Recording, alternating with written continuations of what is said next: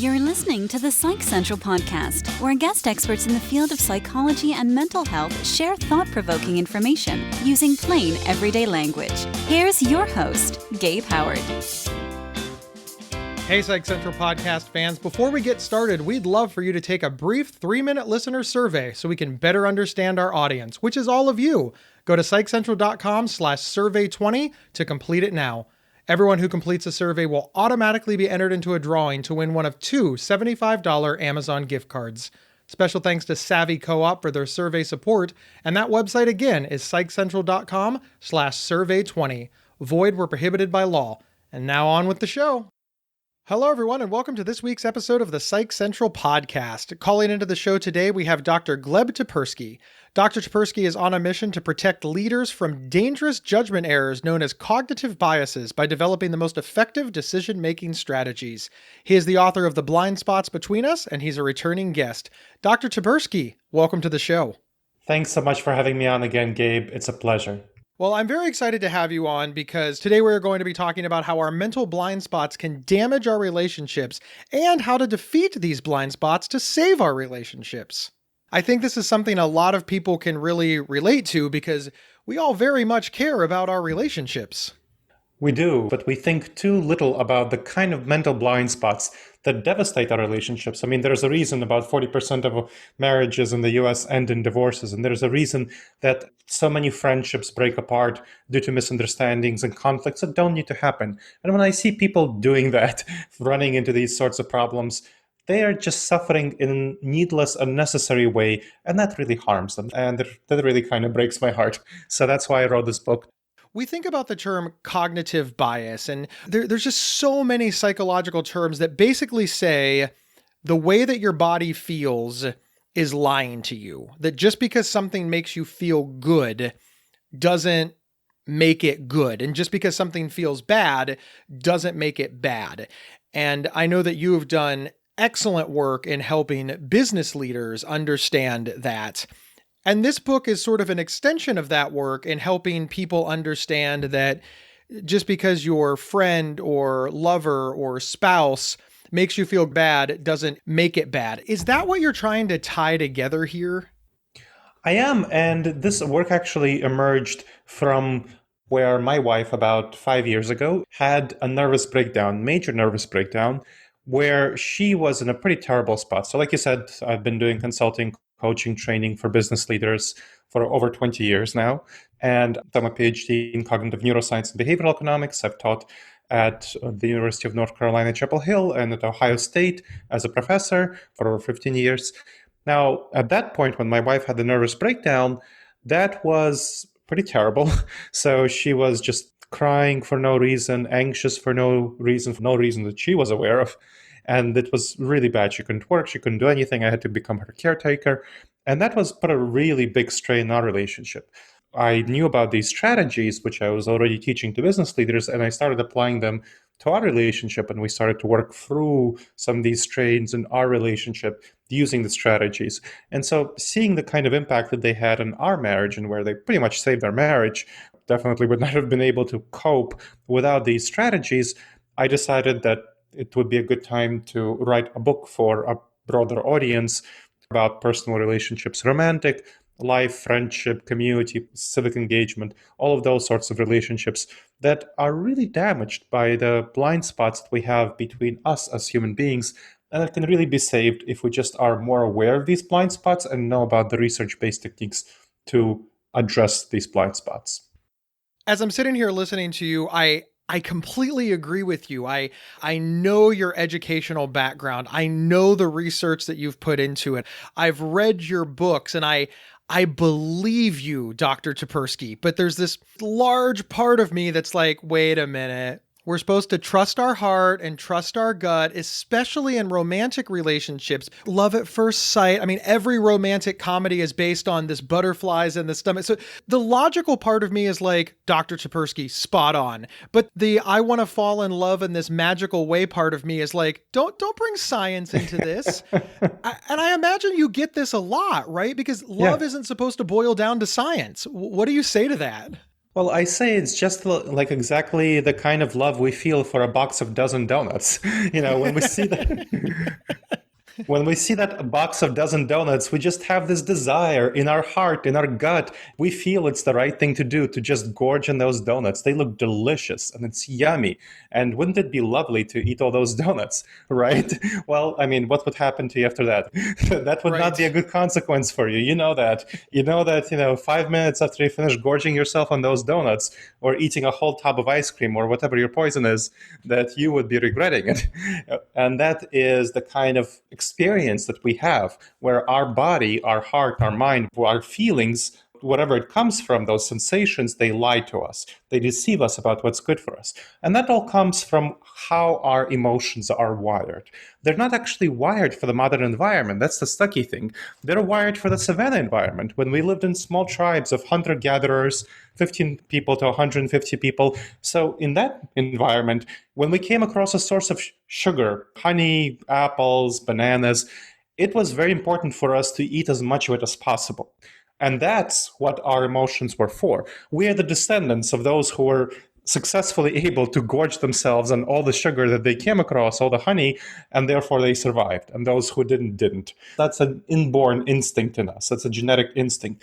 Now, in the current modern environment, it leads us in very bad directions because we have way too much sugar in our environment for our own good. So if we eat too much of it, we get fat. That's bad for us.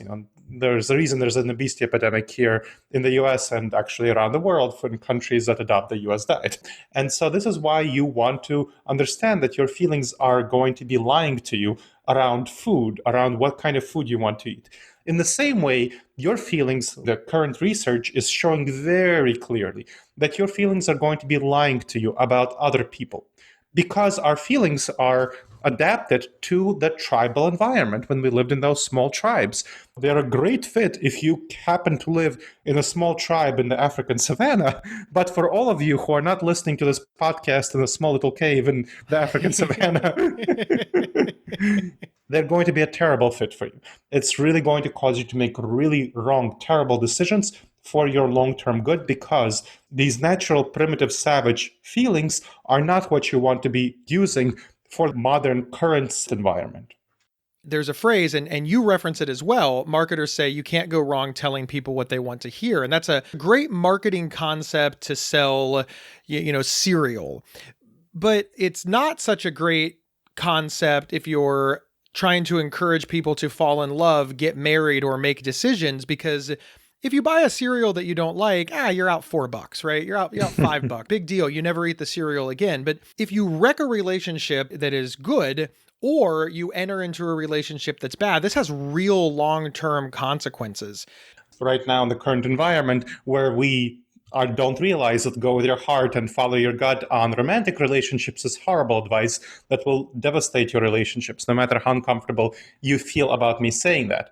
People like Tony Robbins, he says, be primal, be savage, follow your intuitions. That's an essential message for people like Tony Robbins or Dr. Oz or whatever, all those other people who are on those stages and who millions of people listen to. It's very comfortable to hear that message because you want to follow your gut. You feel good about it. Just like it feels comfortable, it feels delightful to eat those dozen donuts. It feels delightful. It feels comfortable to go with your gut and follow your intuitions and your relationships because that is what feels good. It doesn't feel comfortable at all. You really have to go outside of your comfort zone to do the difficult thing and step back from your intuitions and from your feelings and say, hey, I might be wrong about this. This might not be the right move. I might not want to enter into this relationship, or I might want to stop this relationship that's actually not good for me. But people don't want to hear that. These people who tell you this advice, they actually are leading you in very bad directions, very harmful, very dangerous directions. Research shows clearly that they're wrong. And if you don't want to screw up your relationships and you're not going to be part of the 40% whose marriages end up in divorce and whose other sorts of relationships are devastated. So this is something that you need to realize, that you are going to be really shooting yourself in the foot if you follow the advice of to be primal, to be savage, even though it feels very uncomfortable to hear what I'm saying right now. Of course, it goes against your intuitions. It doesn't feel comfortable, and it will never feel comfortable. Just like there are lots of unscrupulous food companies that sell you a box of dozen donuts when they really should be selling you a box of 2 donuts. I mean, that's the healthy thing in the modern environment. We know that. That's what doctors advise us, but it's very hard to stop at it when we have a box of dozen donuts. Well, why then do companies sell us a box of dozen donuts? Because they make a lot more money doing this than when they sell you 1 donut or 2 donuts. So the relationship gurus, they make a whole lot more money than people who tell you to actually do the right but uncomfortable thing, the simple, counterintuitive, effective strategies that help you address your relationships by defeating these mental blind spots and helping you save your relationships. We'll be right back after these messages. This episode is sponsored by BetterHelp.com. Secure, convenient, and affordable online counseling. All counselors are licensed, accredited professionals. Anything you share is confidential. Schedule secure video or phone sessions, plus chat and text with your therapist whenever you feel it's needed. A month of online therapy often costs less than a single traditional face-to-face session. Go to BetterHelp.com/Psych Central and experience 7 days of free therapy to see if online counseling is right for you. BetterHelp.com/Psych Central. And we're back discussing how our mental blind spots can damage our relationships with Dr. Gleb Tsipursky. One of the things I like about your book is that you talk about the illusion of transparency, and you have a story that sort of surrounds it to bring this to the forefront so that people can understand it. Can you talk about the illusion of transparency, and can you share the story that's in your book? Happy to. So the story was of 2 casual acquaintances of mine. They went out on a date together, George and Mary. When they went on the date, George, he thought was wonderful. Mary was so understanding, so interested, listened to him so well. And George told Mary all about himself. He felt that Mary really understood him, unlike so many of the women that he dated. So as they parted for the night, they agreed to schedule another date soon. Well, the next day, George texted Mary, but Mary didn't text back. So George waited for a day and sent Mary a Facebook message, but she didn't respond to him, even though George noticed that she saw the Facebook message. He sent her an email then, but Mary maintained radio silence. Eventually, he gave up trying to contact her. He was really disappointed, and he thought that just like all of these other women, how can he be so wrong about her? So why didn't Mary write back or respond back? Well, she had a different experience than George on that date.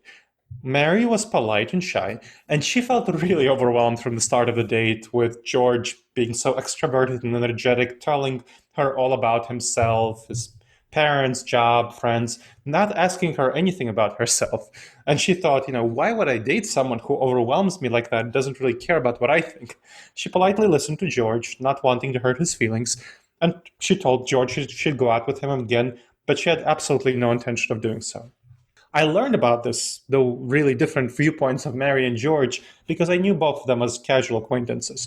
George, after the date, started complaining to people around him, including me, about Mary's refusal to respond to the messages that he thought, at least, went very well. And George felt that he was genuinely sharing, and Mary did wonderful listening, so he was confused and upset. I privately then went to Mary, asked Mary about, hey, what's up, what happened? And she told me her side of the story. She told me that she sent a lot of nonverbal signals of her lack of interest in what he was saying to her, but George really failed to catch the signals. Mary perceived him as oversharing and herself as behaving very politely until she could leave. Now, that's the story. That's the nature of the story. You might feel that it's problematic for Mary to avoid responding to George's texts. But you have to realize that there are tons of Marys out there who behave this way due to a combination of shyness, politeness, and conflict avoidance. That's the kind of people they are. They're kind of anxious about conflict. But at the same time, there are so many Georges. They are very extroverted, they're very energetic, and as a result, they don't read nonverbal signals from others very well at all. In this case, both George and Mary fell into the illusion of transparency. This is one of the most common mental blind spots, cognitive biases. The illusion of transparency describes our tendency to greatly overestimate the extent to which others understand our mental patterns, what we feel and what we think. It's one of the many biases that cause us to feel, think, and talk past each other. And so this is the big problem for us, the illusion of transparency, because if you feel that like George felt, that Mary understands him, and Mary feels like, I'm sending these very clear signals. Why is this guy keep being a jerk and not responding to them? That is something super dangerous for relationships, harms a great deal of relationships when we misunderstand the extent to which other people get us. One of the things that I want to focus in on is that she said that she was sending non-verbals. On one hand, I am guilty of missing the nonverbals. So I'm going to tend to take Georgia's side in this, which is she didn't speak up. She didn't say anything, and instead she hinted. And it sounds like what you're saying is that she felt in her gut that her nonverbals, her hinting, were enough, and that George's lack of responding made him rude.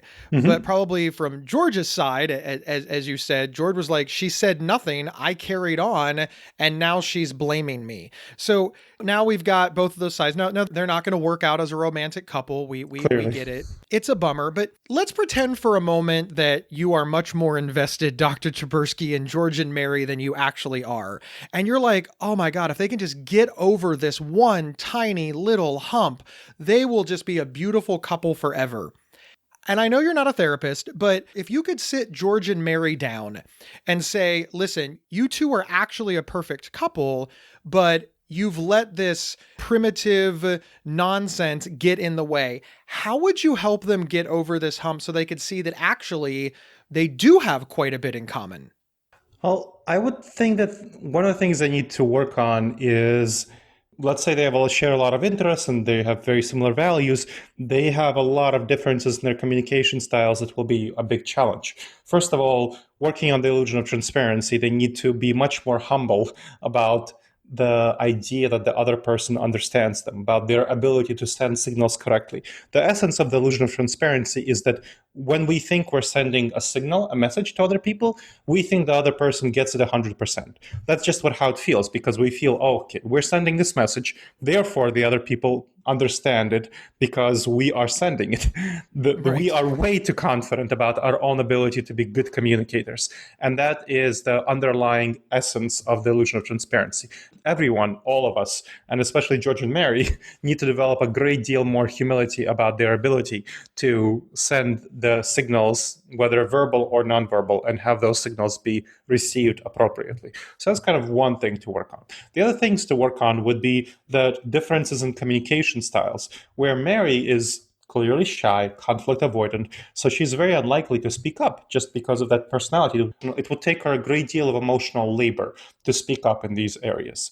So perhaps that she can, instead of speaking up, because specifically verbalizing things is pretty difficult for many people, she can have a nonverbal signal that's much more clear, raising her hand in some way to indicate that, hey, I'm getting overwhelmed, you need to pause or something like that.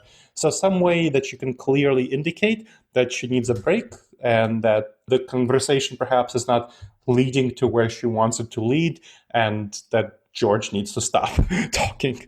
And George needs, by contrast, to be much more aware and clearly reading Mary's signals of interest and not interest, because, George is a raconteur. He likes telling stories. He likes sharing about himself.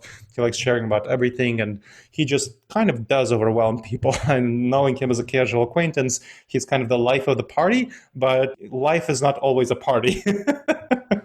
I can absolutely relate to George. It's not an accident that I'm a speaker, a podcaster, a writer. All of these things involve being the center of attention and sharing and talking. So I really can relate to George.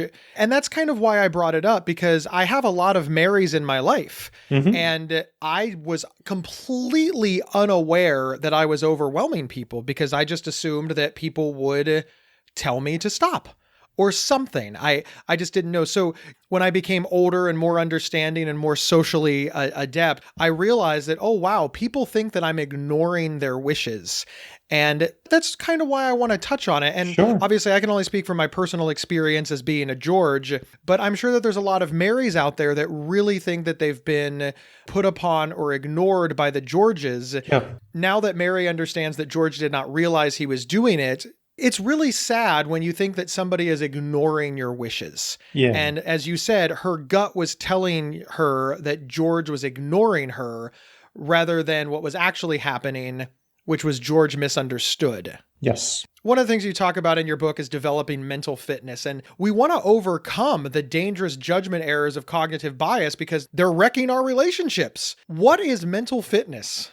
Mental fitness is the same thing as physical fitness. So we talked a little bit earlier about our ability to restrain ourselves from eating the dozen donuts, because then otherwise you're really in trouble in this modern world. So you needed to develop a good approach to a healthy diet in order to address this. So you had to have physical fitness. Part of physical fitness is having a good diet. And it takes so much effort to have a good diet in this modern world because it doesn't pay our capitalist society, all of these companies, for you to have a good diet. It pays them much better for you to eat all the sugar and processed food, which is exactly what causes you to have a bad diet, obesity, various diabetes, heart disease, all of those sorts of problems. The society is set against you. The capitalist marketplace is set against you having a healthy diet overall. And you have to work really hard to have a good diet. So that's the part of physical fitness. Another part of physical fitness is, of course, is working out. Not sitting on your couch and watching Netflix all day, no matter how much Netflix might want you to do that. That is not a good way of having exercise, which is another important part of physical fitness. You need to put on your sweats and go to the gym. And, right now, maybe in the coronavirus, get some home exercise machine and exercise at home. That is hard to do. Think about how hard it is to have physical fitness, to do the healthy diet and healthy exercises. It's just as hard and just as important to have mental fitness. Now, in this current modern world where we're spending more time at home because of the coronavirus, working more with our mind than with our body, it's even more important to have mental fitness, meaning working out your mind. Not being primitive, not being savage, but figuring out what are the dangerous judgment errors, what are the cognitive biases, the mental blind spots to which you as an individual are most prone to. And you need to work on addressing them. That is what mental fitness is about. You need to figure out where you're screwing up in your relationships because of these mental blind spots and the kind of effective mental habits that can help you address this. All right, Dr. Tsipursky, you've convinced me. What are some helpful suggestions to get us there? So the mental habits, there are 12 mental habits that I describe in the book. So first, identify and make a plan to address all of these dangerous judgment errors. 2, be able to delay all of your decision-making in your relationships, because it's very tempting for us to immediately respond to an email from someone with whom we're in a relationship that causes us to be triggered. Instead, it might be much better for us to take some time and actually think about that response. Mindfulness meditation is actually very helpful for us to build up focus, and focus is what's necessary for us to delay our responses and to manage our responses effectively. Then probabilistic thinking. It's very tempting for us in relationships to think in black and white terms, good or bad, something nice or not nice. Instead, we need to think much more in shades of gray and evaluate various scenarios and probabilities. 5, make predictions about the future. If you aren't able to make predictions about the future, about how the other person will respond to things you do in the relationship, then you will not have a very good mental model of that person. And of course, that will hurt your relationship. So you can calibrate yourself and improve your ability to understand the other person by making predictions of how they will behave. Next, consider alternative explanations and options. It's very tempting for us to blame the other person, have negative feelings, thoughts about the other person, just like Mary had negative thoughts about George's behavior and George had negative thoughts about Mary's behavior. None of them thought about the alternative explanations and options. Mary didn't think that George might have been misunderstanding her, missing the signals instead of ignoring the signals, and the same thing with George about Mary. Consider your past experiences. There's a reason a lot of people tend to get into the same kinds of bad relationships in the future as they did in the past. They don't analyze the mistakes they made in the past, and they don't correct them. Consider long-term future and repeating scenarios. A lot of people get into a relationship just because of lust. They have this kind of desire for a dozen donuts, and they don't think about the long-term consequences of getting into this relationship and the kind of situation if this will be a series of repeating scenarios. Is this the kind of relationships that they want to have? Consider other people's perspectives. That's number 9. That's very hard for us to do. It's very easy to miss. We just think about ourselves and what we want to do, and we don't think about other people and what their aspirations are. Next, use an outside view to get an external perspective. Talk to other people other people in your life who are trusted and objective advisors. George shouldn't just talk to people who will say, yeah, you're absolutely right, Mary is a jerk, and vice versa. You should think about other people who would be trusted and objective, who will tell you, hey, George, maybe you talked a little bit too much about yourself, and here's how Mary might be thinking about this. Then set a policy to guide your future self and your organization if you're doing this as part of a business, as part of an organization. So what kind of a policy do you want if you're a George? What kind of a policy do you want to have toward your dates? Maybe you want to make sure to not simply talk all this time about yourself, but make sure to early on in the date and throughout the date to ask the other person about themselves and have all of these habits, mental habits that will help you have a much more effective relationship. And finally, make a pre-commitment. So that was the internal policy. This is the external policy. You want to make a pre-commitment to achieve a goal that you want. So common pre-commitment is, let's say you want to lose weight. You can tell your friends, people and your romantic partners, whatever, that you want to lose weight and ask them to help you avoid eating the dozen donuts so that they can tell you, hey, maybe you shouldn't be ordering 2 desserts and when you're out at a restaurant. 1 will do. So that pre-commitment will help your friends help you. So those 12 mental habits, those are the specific mental habits you can develop to develop mental fitness, just like you developed certain habits to have good diet and good exercise. You need to have these 12 habits to develop good mental fitness to work out your mind. Dr. Tsipursky, I really appreciate having you here. Where can our listeners find you and where can they find your book? The Blind Spots Between Us is available in bookstores everywhere. It's published by a great traditional publisher called New Harbinger, one of the best psychology publishers out there. You can find out more about my work at disasteravoidanceexperts.com. Again, disasteravoidanceexperts.com, where I help people address cognitive biases, these mental blind spots in professional settings, in their relationships, and other areas. Also, you might especially want to check out disasteravoidanceexperts.com/subscribe for an 8 video-based module course on how to make the wisest decisions in your relationships and other life areas. And finally, I'm pretty active on LinkedIn. Happy to answer questions. Dr. Gleb Tsipursky on LinkedIn, GlebTsipursky. Thank you, Dr. Tsipursky. And listen up, everybody. Here's what we need from you. If you liked the show, please rate, subscribe, and review. Use your words and tell people why you like it. Share us on social media. And once again, in the little description, don't just tell people that you listen to this show. Tell them why you listen to this show. Remember, we have our own Facebook group at psychcentral.com/FB show that will take you right there. And you can get 1 week of free, convenient, affordable, private online counseling anytime, anywhere, simply by visiting betterhelp.com/psychcentral. And we will see everybody next week. You've been listening to the Psych Central podcast. Want your audience to be wowed at your next event? Feature an appearance and live recording of the Psych Central podcast right from your stage. For more details or to book an event, please email us at show@psychcentral.com. Previous episodes can be found at psychcentral.com/show or on your favorite podcast player. Psych Central is the internet's oldest and largest independent mental health website, run by mental health professionals. Overseen by Dr. John Grohol, Psych Central offers trusted resources and quizzes to help answer your questions about mental health, personality, psychotherapy, and more. Please visit us today at psychcentral.com. To learn more about our host, Gabe Howard, please visit his website at gabehoward.com. Thank you for listening, and please share with your friends, family, and followers.